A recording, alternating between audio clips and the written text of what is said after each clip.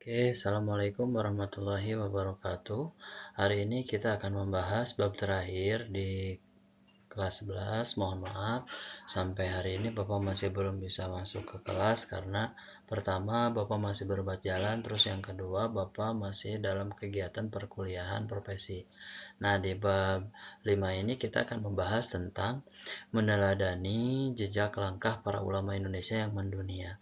Dalam arti di sini ada tokoh-tokoh hebat, ada orang-orang hebat, sekitar ada 7 orang yang luar biasa.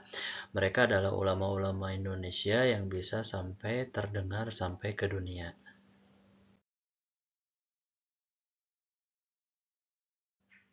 Oke, kita mulai dengan basmalah. Hari ini kita akan membahas tentang yang pertama alur sejarah sebelum para ulama Nusantara. Nah, di sini sejarahnya, nah Islam itu perkembangan Islam itu terbagi menjadi 3 bagian. Yang pertama disebut dengan periode klasik. Ini kita pelajari di kelas 10, kemudian periode pertengahan, terus periode modern atau periode sekarang. Nah, kita ada di posisi ini ya, 1800 Masehi sampai 2024. Nah, kita di sini posisinya. Nah, tapi kita juga harus flashback ke belakang, kita harus tahu apa yang terjadi sebelum di tahun ini. Apa yang dilakukan oleh orang-orang terdahulu, orang-orang Islam terdahulu sampai Islam bisa masuk sampai ke periode modern. Nah, itu ada di periode klasik dan periode pertengahan. Nah, di sini yang akan kita bahas di sini adalah salah satunya adalah periode modern, yaitu pas waktu 1600-an sampai 1700 Masehi. Nah, ulama Indonesia yang mendunia di sini salah satunya adalah Syekh Abu Abdul Mu'ti Nawawi At-Tanari Al-Bantani, atau kita kenal dengan sebutan Syekh Nawawi. Nah, beliau ini posternya, gambar beliau. Salah satunya beliau adalah orang yang Indonesia yang sangat terkenal sampai orang-orang Mekah itu sangat menghargai beliau sebagai tokoh yang luar biasa. Kalau dilihat dari keturunannya di sini, ini beliau ya, Syekh Nawawi atau Imam Nawawi. Ketika kita ikuti jalurnya,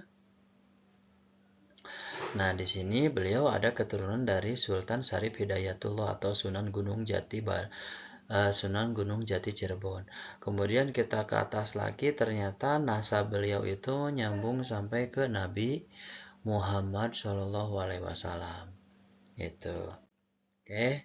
Nah, nama beliau ini ya, namanya panjang tapi dikenal dengan nama yang paling simpel, Muhammad Nawawi Al-Jawi Al-Bantani.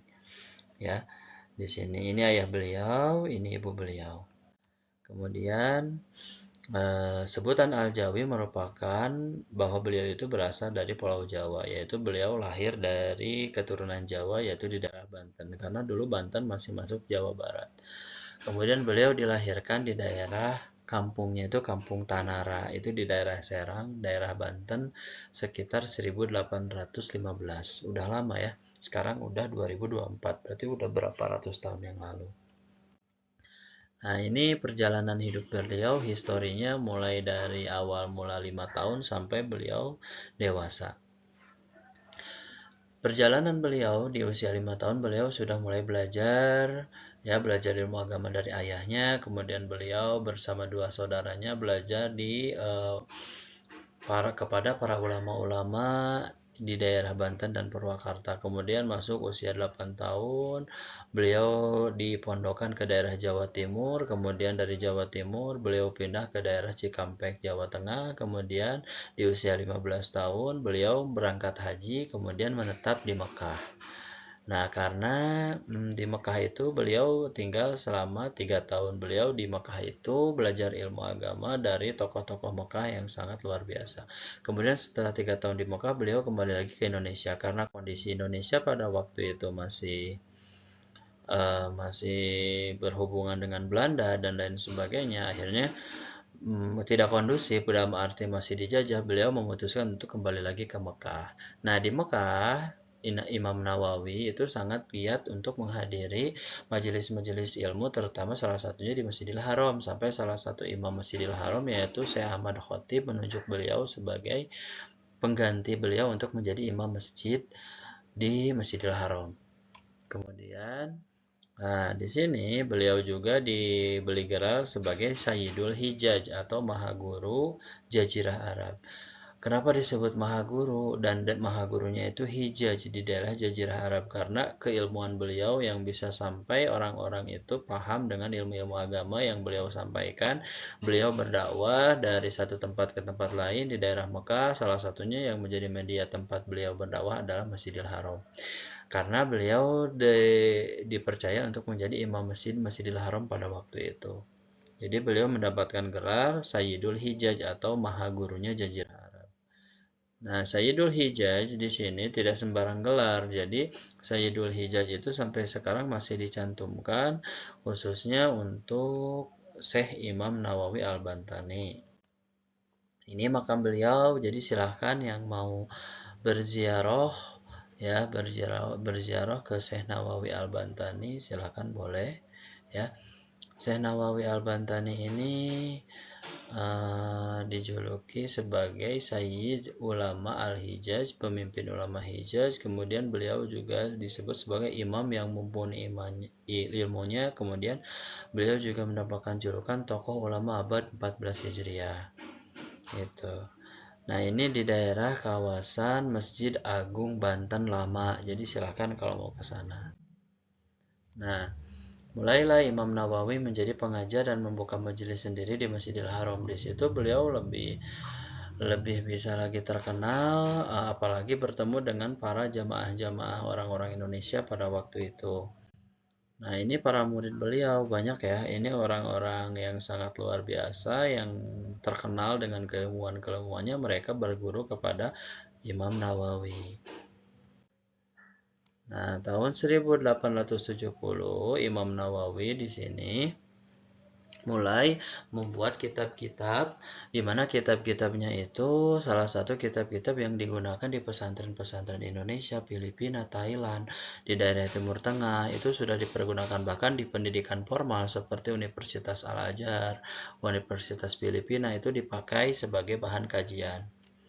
Nah, ini karya-karya beliau. Mungkin salah satu dari nama-nama kitabnya ada yang sudah pernah kalian kaji. Alhamdulillah Bapak sudah mengkaji keilmuannya. Semua kitab ini sudah Bapak pelajari. Alhamdulillah sangat luar biasa dan sangat membantu. Ini yang paling terkenal. Sulamun Najat, Sapinah, Sulam Taufik. Itu adalah kitab-kitab kuning yang beliau karang. Ya, bahkan beliau mendapatkan gelar sebagai Bapak Kitab Kuning, saking banyaknya kitab yang dihasilkan oleh beliau. Nah, beliau di sini, Syekh Imam Nawawi Al-Bantani itu wafat pada tahun ini ya, di usia 84 tahun 1897. Sekarang udah 2024, berarti udah berapa ratus tahun yang lalu.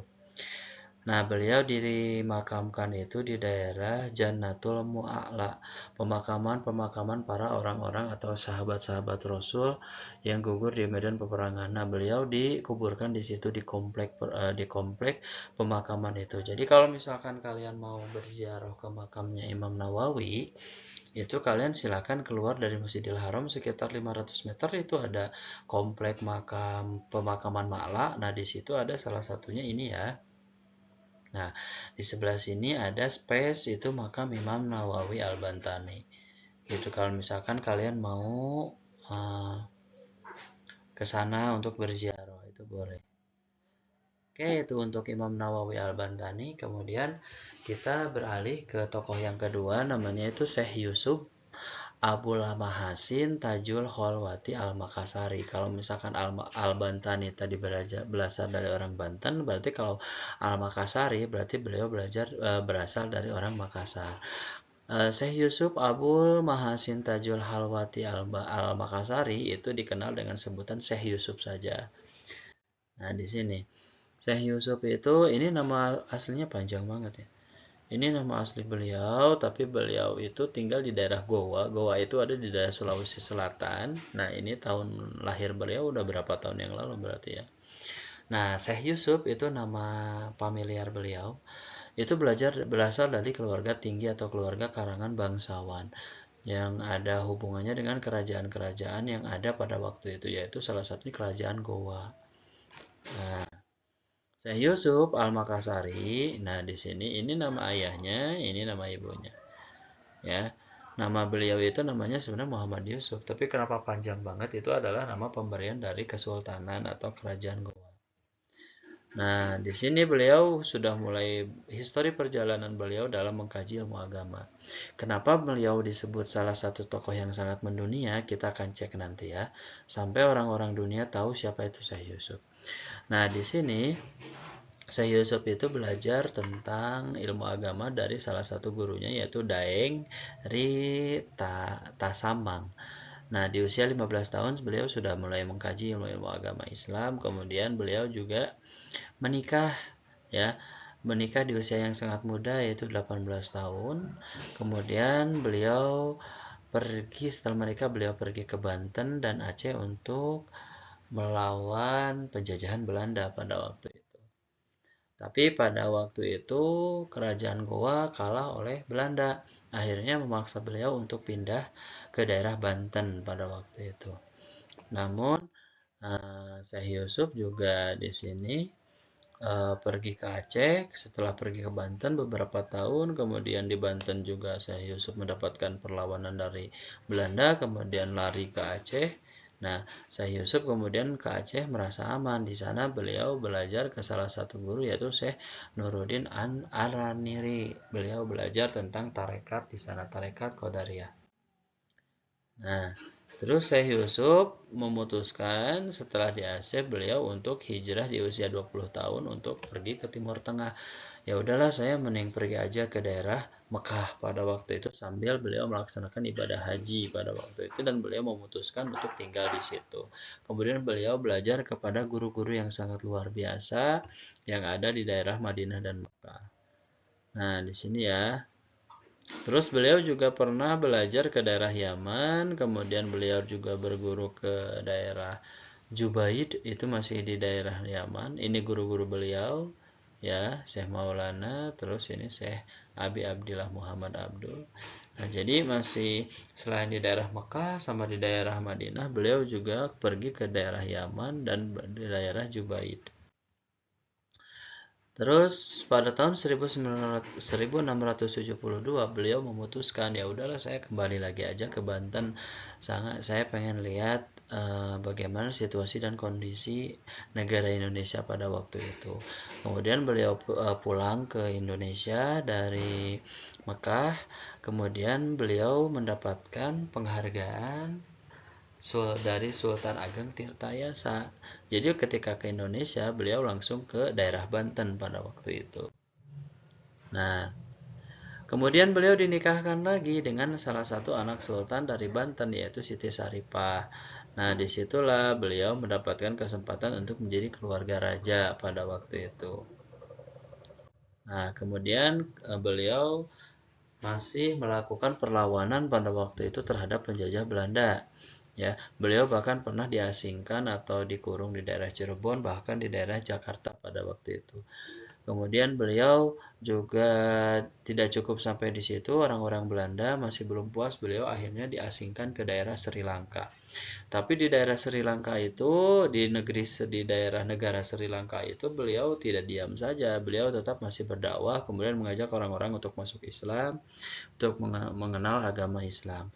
Sampai ada salah satu orang-orang dari luar sana seperti India dan lain sebagainya untuk belajar ilmu kepada beliau. Tapi di situ akhirnya tercium pergerakan beliau oleh Belanda. Akhirnya Belanda mengasingkan beliau lebih jauh lagi. Beliau diasingkan ke daerah Afrika. Ya, beliau diasingkan ke daerah Afrika Utara. Disitulah Afrika Selatan. Nah, disitulah beliau salah satunya tempat persinggahan terakhir sampai beliau sampai meninggal dunia. Tapi, nah di sini ya, kalau sekarang itu daerahnya itu terkenal dengan daerah Madagaskar. Madagaskar itu adalah salah satu daerah di Afrika Selatan, itu tempatnya lautan dan gurun batu dan gurun pasir. Nah, di situ Madagaskar, dan disitulah tempat terakhir Nabi Yusuf berlabuh sampai beliau meninggal di usia 67 tahun di daerah Afrika. Tapi apa yang beliau lakukan selama di Afrika? Selama di Afrika, beliau melakukan pergerakan-pergerakan Islam seperti mengajak orang-orang Islam, orang-orang Afrika, orang-orang pribumi untuk masuk Islam, dan banyak yang sangat pro terhadap beliau. Gitu. Kemudian beliau juga pada tahun 1705 itu pas waktu itu beliau berdasarkan usulan dari Sultan Abdul Jalil, jenazahnya itu harus dipulangkan ke Indonesia, tapi Belanda memang tidak menginginkan hal itu, tapi berdasarkan hasil berdasarkan dorongan dari Sultan Goa pada waktu itu yang mendengar bahwa Syekh Yusuf sudah meninggal dunia di Afrika, itu memaksa agar jenazahnya dipulangkan ke Indonesia. Akhirnya pada waktu itu dipulangkanlah, ya, tahun 1705 dipulangkanlah jenazah Syekh Yusuf di daerah Sulawesi Selatan. Bahkan ketika Bapak Soeharto menjadi seorang presiden, Syekh Yusuf mendapatkan gelar sebagai pahlawan nasional, gitu ya. Nah, bahkan salah satunya beliau juga mendapatkan penghargaan dari Presiden Afrika Selatan sebagai julukan The Order of the Companion of Oliver Religion Tambo.